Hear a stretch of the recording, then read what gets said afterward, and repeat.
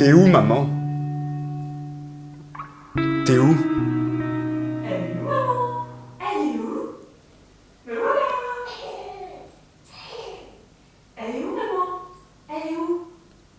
La pièce s'appelle Déclic et c'est ma 3e pièce. Elle parle d'un photographe qui a perdu sa mère et qui se retrouve pris dans un deuil qu'il n'avait pas prévu, entouré de sa famille, de ses amis qui ne savent pas réagir et qui essayent de l'aider à tout prix et qui le font maladroitement avec la meilleure intention du monde, évidemment. Ouais, Adi, écoute, c'est moi, alors je voulais avoir un peu de tes news. J'espère que ça va pour toi, non putain, je peux pas faire. Non, je veux dire, écoute, dis donc que ça va pas, que ça ira mieux bientôt. On se rappelle vite, vieux. Aujourd'hui, c'est le 15e jour de ma vie sans ma mère, mais avec mon père. Ça se complique. Ça va, mon chéri? Pourquoi cette histoire?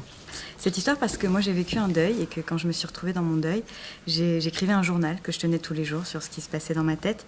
Et il y a quelque chose de particulier dans le deuil, c'est le décalage qu'on vit avec le monde réel. C'est qu'on vit dans un monde intérieur qui est complètement déconnecté du temps objectif, qui va plus vite, trop vite. Mes parents nous invitent à dîner demain soir pour fêter ta réussite. S'il te plaît, non. Non, Adi, tu peux pas me faire ça, tu m'avais dit oui la dernière fois. Tu vas pas me refaire le coup du silence, là. Adi, c'est trop! Ça fait des mois que t'es bizarre. Déjà, la dernière fois, t'es pas venu à l'anniversaire de mon père. Je lui ai dit que t'étais pas dans ton assiette à cause de... Mais il a rien voulu savoir. Tout ça, c'est une excuse, Adi. T'as pas le droit d'être comme ça. C'est égoïste. Et j'ai vraiment vécu dans un autre monde pendant tout ce temps de deuil. Et en relisant mon journal, les notes que je prenais un an après, ces notes m'ont interpellée, même m'ont fait rire souvent parce que je me rendais compte que je portais un regard sur le monde qui était complètement autre, complètement ailleurs et qui même pouvait être absurde. C'est une question de valeur, on n'enterre pas sans la famille. Et on ne fait pas des choses dans un lit pendant le deuil de sa femme. C'est tout, c'est péché. Mais c'est ton père, Adi. Et alors? Alors tu dois le respecter. Oh, arrête avec ces conneries, Tata, tu n'y crois pas toi-même. Oh, la pauvre! Bon, si quelqu'un peut encore m'écouter, ici, hein? Et du coup, j'ai eu envie de faire quelque chose de ces notes, de créer une histoire à partir de là, de partir de mon histoire personnelle et d'en faire une fiction qui est celle de Déclic et qui, pour moi, est très importante parce qu'elle permet de parler d'un moment un peu tabou de l'existence. Aujourd'hui, le deuil, c'est plus vraiment codifié. Dans la vie, quand on perd quelqu'un, je crois que la loi, la législation donne 8 jours quand c'est un parent proche. Or, évidemment, c'est complètement fou d'imaginer qu'en 8 jours, on fait le deuil de sa mère ou de son père. Tu t'es remis à fumer? Oh, tu ne vas pas m'embêter avec ça. T'as maigri, non? Je ne sais pas. Je veux pas que tu meurs. Ne tombe pas malade. Éteins cette cigarette, je t'en prie. Je ne tiendrai pas debout si tu t'en vas. C'est ce qui me faisait chialer à ce moment-là.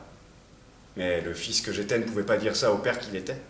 Le rabbin m'a appelé ce matin. C'est le moment du deuil qui est souvent le moment de la découverte des origines religieuses. Un juif qui va être enterré, il va falloir qu'il ait affaire à un rabbin à ce moment-là. Peut-être qu'il n'en a jamais vu de sa vie, peut-être qu'il en a vu 3 fois dans sa vie. Et à ce moment-là, le jour du décès, il a affaire à lui et il doit le suivre dans le rite. Et c'est ça qui m'intéressait aussi, c'est tout d'un coup de rentrer dans un univers inconnu, qui est non seulement le deuil, la douleur, mais en plus, il y a des trucs à faire. Et il y a des trucs à faire qu'on ne connaît pas et voilà, dans lequel il faut se laisser rentrer. Je crois que maintenant, il faudrait dire quelque chose en hébreu, quelque chose de cachère. Adi, tu peux pas faire ça, t'arrêtes. Amen. Tu crois en Dieu, toi? Mais qu'importe! Toi, tu attends là comme si le ciel allait s'ouvrir pour te consoler. Tu es comme ta tante. Vous croyez aux histoires des gamins? Aucune main ne sortira des nuages, mon petit. Il n'y a pas de déclic. J'ai eu envie de parler de ce truc dont on ne parle pas. Finalement, la douleur, aujourd'hui, c'est quelque chose qui doit passer vite, absolument. Et j'ai eu envie d'en faire une pièce qui n'est pas une pièce dramatique, qui n'est pas que dans du pathos, justement. Si tu me demandes si je vais voir un psy, la réponse est oui. Oh! Et t'as dit que t'irais mieux? Ouais. Quand? Quand? Mais bientôt, le temps que ça fasse effet. C'est bien. Oh, mouah, je t'appellerai demain. D'accord. Un épuisement. On est allé au bout. Les gestes meurent, ils s'évanouissent. On arrête de rire. Mais dans la fin, il y a encore une présence. Parce que Roland Barthes a écrit un journal de deuil. Johanne Didon, qui est une romancière américaine qui a écrit un roman merveilleux qui s'appelle L'année de la pensée magique, où elle parle de son deuil. Voilà, Simone de Beauvoir qui parle de la mort de sa mère aussi. Voilà. Et en fait, je me suis rendu compte que le deuil en soi n'est jamais traité de façon dramatique, c'est-à-dire que le deuil est toujours le prétexte d'une histoire, l'héritage, qu'est-ce qui s'est passé, etc. Mais le temps du deuil en soi, il est rarement traité comme le thème central. C'est souvent le prétexte de... Et moi, j'ai pas voulu en faire un prétexte, en fait. J'en ai fait des compromis. À l'appel.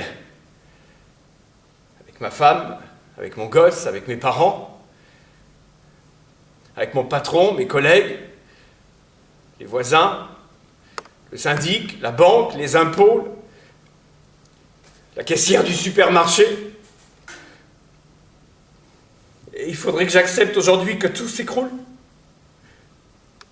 Parce qu'elle est morte.